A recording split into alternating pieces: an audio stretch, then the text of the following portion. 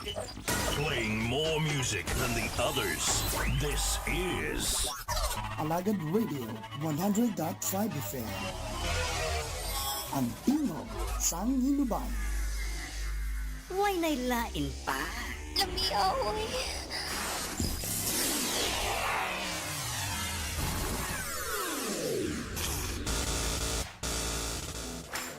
Oh man, that tune was so dope. 100.5 FM. Get ready to feel the beats is about to get down.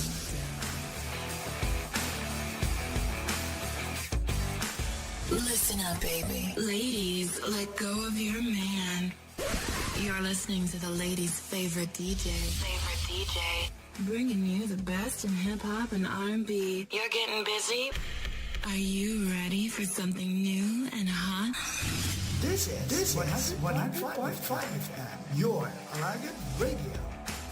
Wishing you a Merry Christmas from Music Radio Creative. RH 100.5 FM. Radyo Hinuban.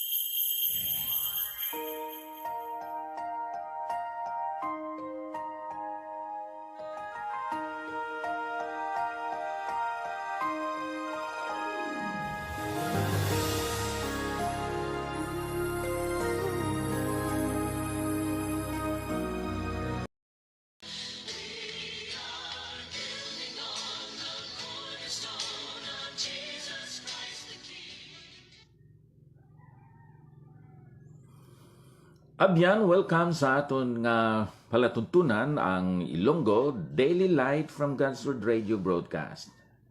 Ako si Pastor Ipapra Sacar sang Dumaguete City Cornerstone Baptist Church kag sang Bai City Fellowship Baptist Church. Karon nga adlaw aton hambalan ang The Discerning Faith of Moses.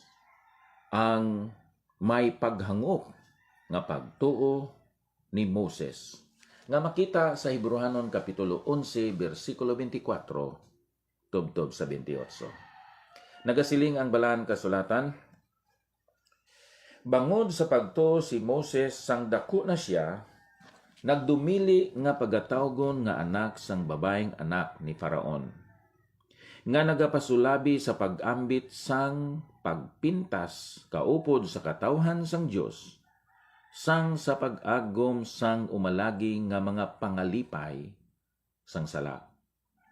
Ginkabig niya ang pagtamay nga ginantos tungod sa Kristo nga dako pa nga manggad sang sa mga bahandi sa Egypto kay nagtanaw siya sa balos.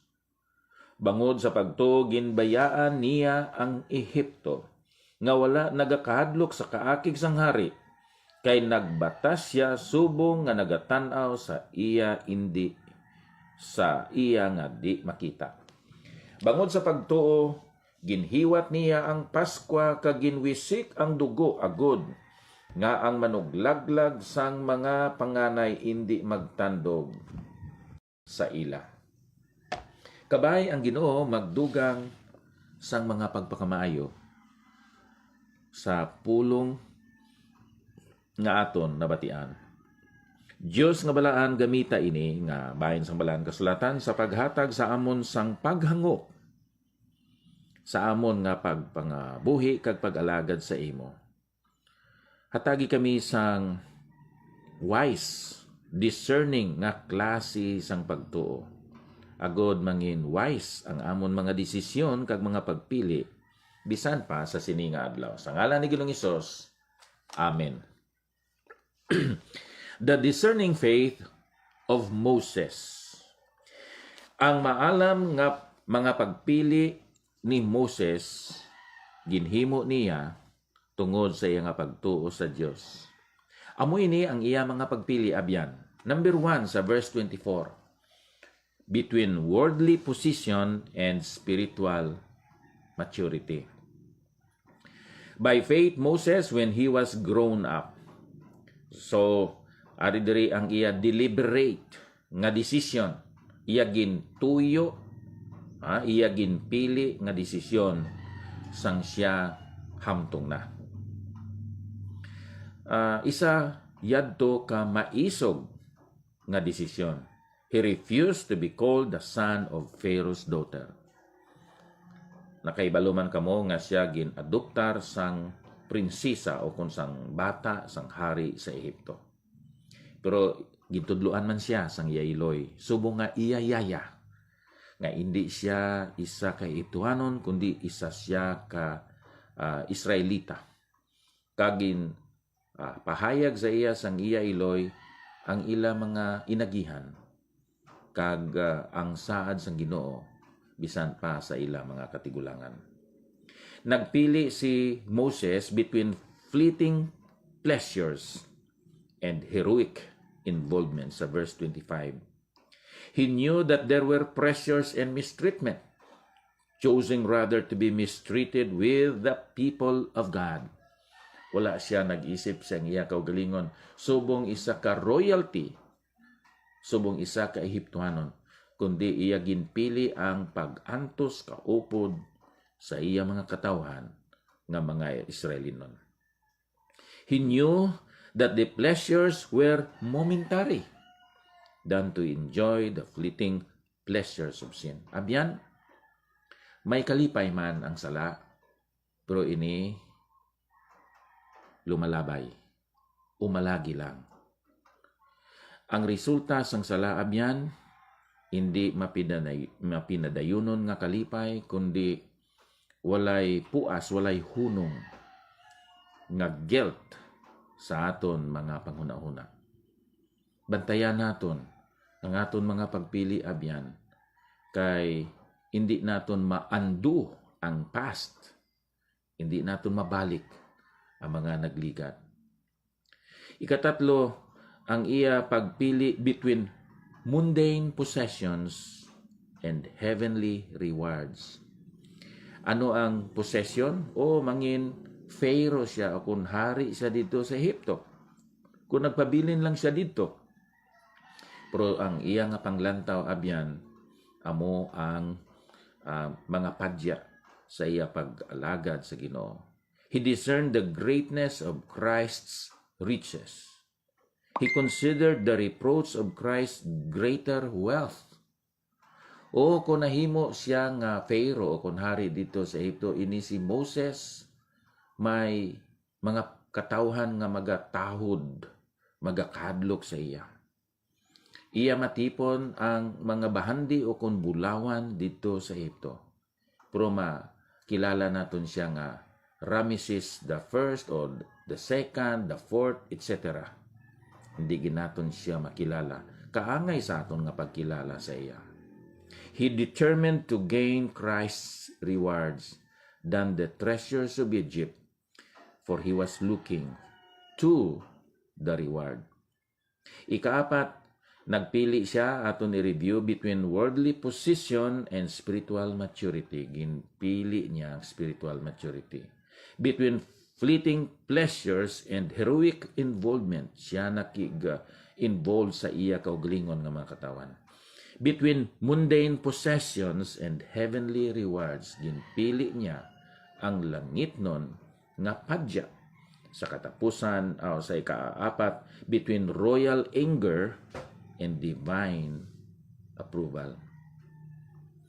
Iya ginpili ang approval sang Dios. He defied the anger of the visible king. By faith, he left Egypt, not being afraid of the anger of the king. O ginbaliwala niya ang kaakig sang hari o kung sang Pharaoh. He devoted himself to the authority of the invisible king. Siya nagpasakop, nagsunod, kag nagtahod sang otoridad sang hindi makita nga hari nga amo ang Dios. For he endured as seeing him who is invisible. Amoy ng pagtuo abyan. Ang pagtuo makakita sang invisible. Ang pagtuo nagabaton sang incredible. Ang pagtuo naga-accomplish sang impossible. Ikalima, siya nagpili between human passion and godly principle. Siya ang sugod sinang ginatawag Passover. By faith, he kept the Passover and sprinkled the blood. Ang iyang ginpili amo ang pagtuman sa Ginoo. Kay balo siya nga madamo nga mga magulang nga mga kabataan sang mga Ehiptohanon ang mapatay. May kaluoy siya. Pero wala niya na ginuna. Ginuna niya ang sugo sa Ginoo. Ang prinsipyo nga iya sa Ginoo. He sheltered the firstborn of the Israelites so that the destroyer of the firstborn might not touch them. Sino ning them? Ang mga Israelites.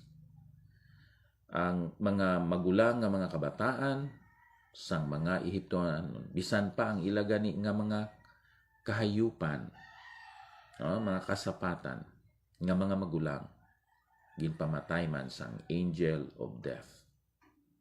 Nga kay nagtuman ini si Moses. Tungod kay iya nga ginuna ang kabubuton o ang prinsipyo nga Diyos nun kaysa iya nga human passion. Choices made because of faith will certainly receive God's reward and commendation.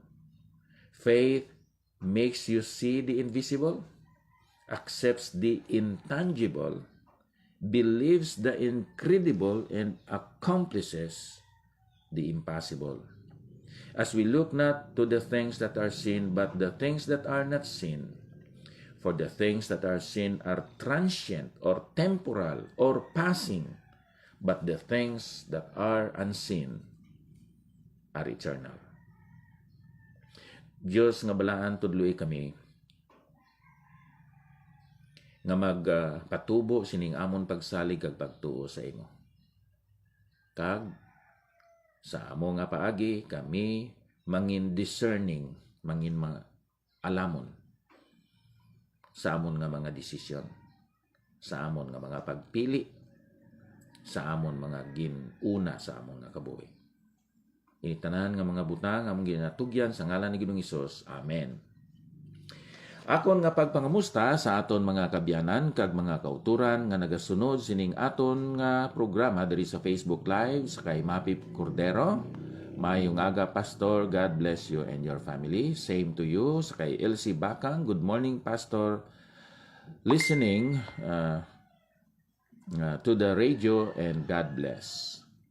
Ma'am Wilma Magaso, good morning, Pastor Akar. Listening now and God bless you. God bless you, Pastor, and your family. Thank you, Ma'am Wilma Magaso. Sa aton mga kauturan, dira sa San Carlos City with Sister Sharon Guerra and family. Sa aton mga kabyanan, dira sa Hinubaan, sa Kaliling Kawayan, sa Gilhungan Kawayan, sa Daan Banwa, Cabancalan City, kag bisan pa sa kay Pastor Arnel Medes sa Bantayan B, Cabancalan City. Maayong nga adlaw sa inyong tanan.